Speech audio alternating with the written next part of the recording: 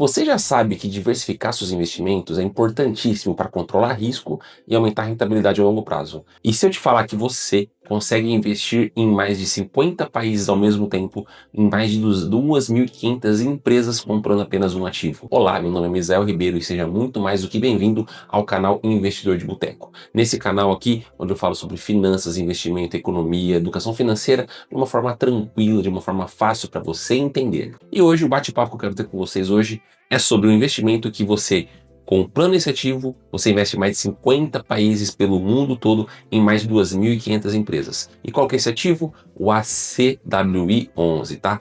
Esse ativo, ele é um ETF, tá? Então, antes de a gente entrar especificamente no ACWI11, eu quero trazer aqui para você, caso você não saiba o que é um ETF, tá? E para isso eu quero dar um exemplo aqui muito sossegado para você entender.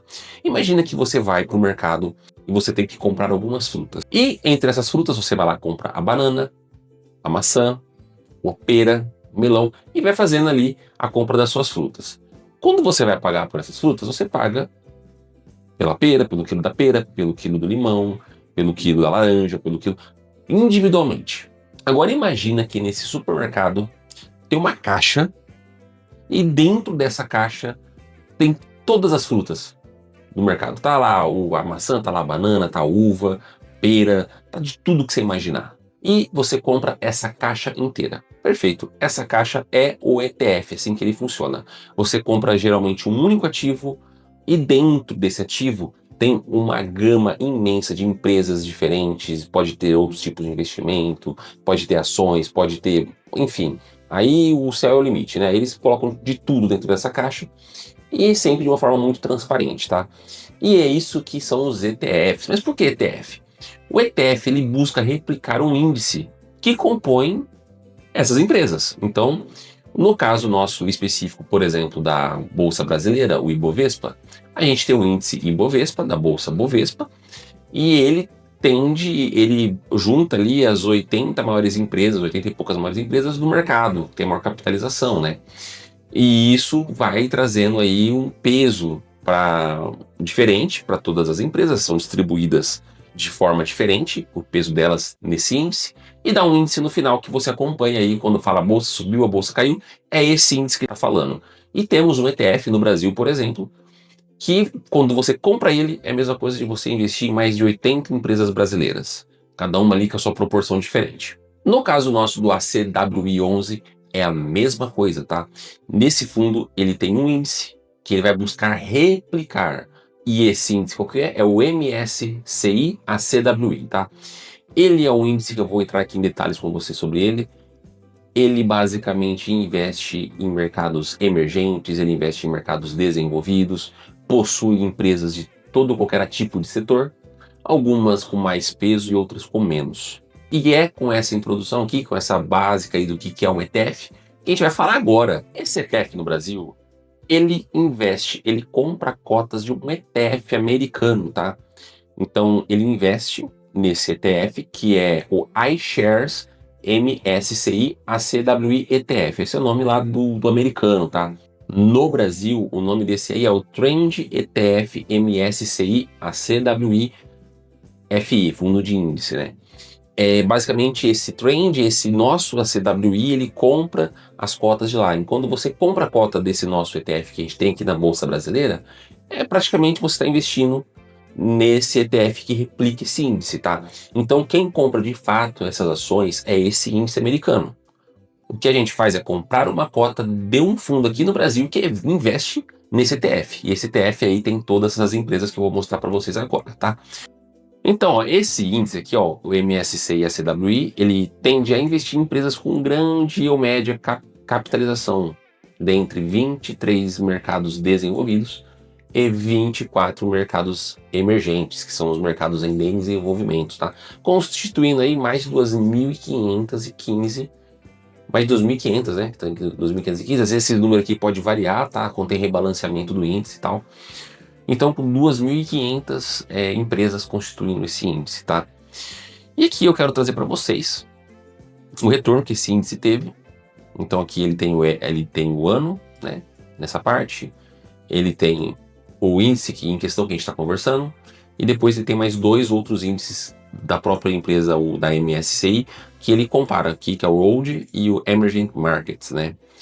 Então a gente pode ver aqui que a rentabilidade dele aqui em 2025 foi de 22,87, de 2024 foi 18, de 2023 foi 22,81, depois em 22 caiu com prejuízo aqui de 17,96%, né? E assim vai.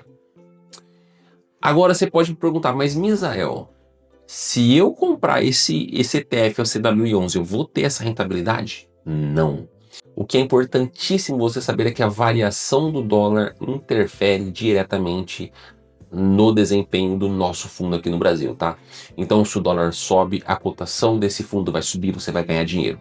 Se o dólar cai, a cotação desse fundo vai cair também, tá bom? Porque o fundo que a gente tem aqui, ele passa pelo dólar, o dólar, enfim, ele vai sofrer variação cambial, o que pode aí atrapalhar um pouco você comparar diretamente, tá bom?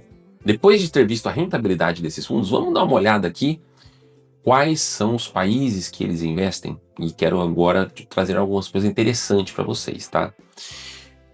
Vamos dar uma olhadinha aqui embaixo, aqui ó, aqui tem a composição do índice por país, tá? Então a gente tem aqui ó, Estados Unidos liderando com 62,96, 63%, né? De todo esse índice composto por Estados Unidos. Depois vem Japão com 5%, depois Reino Unido com 3,34%, China com 3%, Canadá também com 3% e outros 22,6%. Porra, mas 22,6% é coisa, né? Para falar que é outros, vamos dar uma olhada aqui que são esses outros aqui. Se eu vim aqui, ó, dar um zoomzinho nessa nota de rodapé, aqui ele mostra basicamente os países que está incluso nesse índice, tá? Então, o que a gente tem nos países envolvidos: Austrália, Áustria, Bélgica, Canadá, Dinamarca, Finlândia, França, Alemanha, assim vai. Aí depois tem Hong Kong, Irlanda, Israel, Itália. E nos mercados aqui emergentes, nos países em desenvolvimento, olha só, começamos com Brasil, Chile, China, Colômbia, República Tcheca, Egito, Grécia, e assim vai, tá? Temos aqui até o México, Peru, Filipinas, e assim vai. Então, esses outros 22% aqui, que nós vimos aqui embaixo, 22,6%, são de países que não estão nessa lista, que não é Estados Unidos, Japão, Reino Unido, China e Canadá. Canadá tá aqui. Então, são diluídos em todos esses outros países aqui, tá bom? E uma coisa interessante de ver também são os top 10, né? Os top 10 empresas aí que esse fundo investe.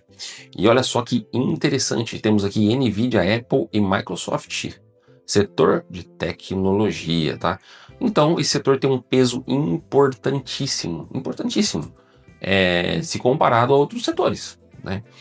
Que inclusive também podemos ver por setor. Aqui já não estamos mais falando de país, aqui estamos falando de setor, somado de todos os países, tá? Então, tecnologia da informação aqui, ó, 26% de tudo. Ramo de finanças, banco, essas coisas, 17,29%. Indústrias, 11%. Consumo, 10%. Comunicação e serviço, 8,96%. Saúde, né? Praticamente 8,88%. E assim vai. E aqui tem de ver que real estate, que são imóveis físicos, né? 1,77%. Muito legal de ver isso aqui, né? Energia, 3,69%. Esse índice, então, busca mais ou menos te expor globalmente, tá? O que é muito legal, porque às vezes o que acontece em um país pode prejudicar muito. Por exemplo, vamos supor que você investe só no mercado brasileiro, tá? Pô, se aconteceu alguma coisa que ferrou. A bolsa agora, nesse período que eu tô gravando esse vídeo, tá indo muito bem, tá?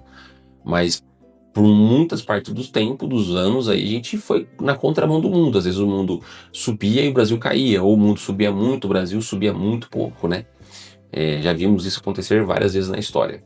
Então, o interessante desse índice é justamente isso. Ele consegue te expor a várias empresas, a vários países diferentes e diluir bem o seu risco, tá?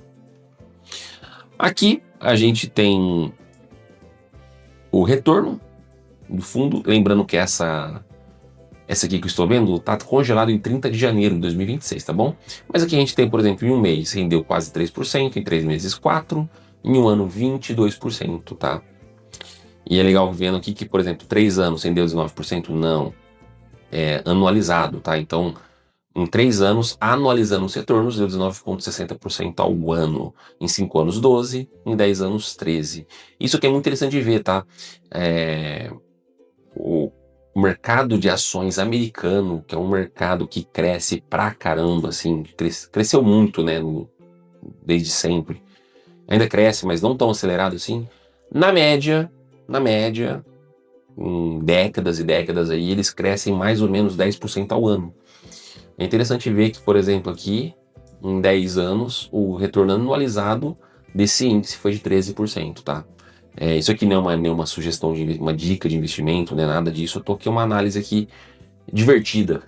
Eu adoro esses números aqui, tá? Uma análise fria para vocês aqui. E aqui temos, por exemplo, o dividend yield, né? Que é o que retornou para o fundo. E o fundo, lembrando que ele reinveste esses dividendos, tá? Ele reinveste esses dividendos. Então, que 1,64% ao ano. Pouquíssimo, né? Pô, a gente comparado com a empresa brasileira aqui, que passa dos 8%, 9%. Mas, lembrando que nem... Na verdade, tem estudos que mostram que empresas que pagam dividendos tendem a crescer menos. Geralmente, as empresas que reinvestem o próprio lucro, ela tende a crescer mais por adotar estratégias ali no mercado que justifique, que amplie o crescimento dela, né? Mas e no Brasil, como que o nosso ETF aqui se comportou, tá? Pô, muito complicado falar porque o nosso ETF aqui no Brasil, ele é muito novo. Ele foi inaugurado em 2021 e ele teve um período ali que ele ficou patinando por muito tempo, tá? Vou até pôr na tela aí para você ver nesse momento, que não foi um ano bom, né? Ele teve um drawdown muito elevado e por bastante tempo. Então, vou colocar aqui para vocês na tela o nosso índice, a CWI11, para você ver o gráfico de retorno dele, tá? E vou colocar também o ETF original, que ele é mais velho, ele é mais antigo, e você vai comparar aí, você vai ver como você analisar o ativo a longo prazo é mais interessante, né? Às vezes você fica com um viés ali ao ver o índice desabando, pensa que ele é muito ruim, mas no final ali você vê que faz parte de um pequeno desenho, né, de que ele já tinha feito no contexto maior. Então esse aqui é o gráfico do retorno do ACWI11, nosso aqui no Brasil, negociado na Bolsa Brasileira, e esse aqui é o gráfico de retorno do índice lá nos Estados Unidos, tá? Podemos ver então aqui que nosso índice rendeu em 5 anos, tá? Na verdade, ele começou aqui, tá? Em 19 de fevereiro de 2021. Ele rendeu até agora 60% por causa desse período aqui que ficou bem estagnado, né? Esse período aqui, até o fundo lá o americano, ele teve um período bem ruim, quer ver? Se você olhar aqui, ó. Não, esse aqui não. Esse aqui é o período que representa, tá? Mas você vê que no decorrer do tempo, o mundo tende a valorizar bem. Então lembrando que o ACWI, então, ele investe diretamente no iShares, MSCI, ACWI lá nos Estados Unidos, e assim você consegue, de forma indireta, ter essas cotas e usufruir desse índice, que é um índice muito diversificado que você consegue investir em mais de 50 países e mais de 2.500 ativos. E aí, gostou de saber desse índice? Já sabia? Deixa aqui nos comentários se você investe, se você gosta. Se você não gosta também, pode deixar, tá?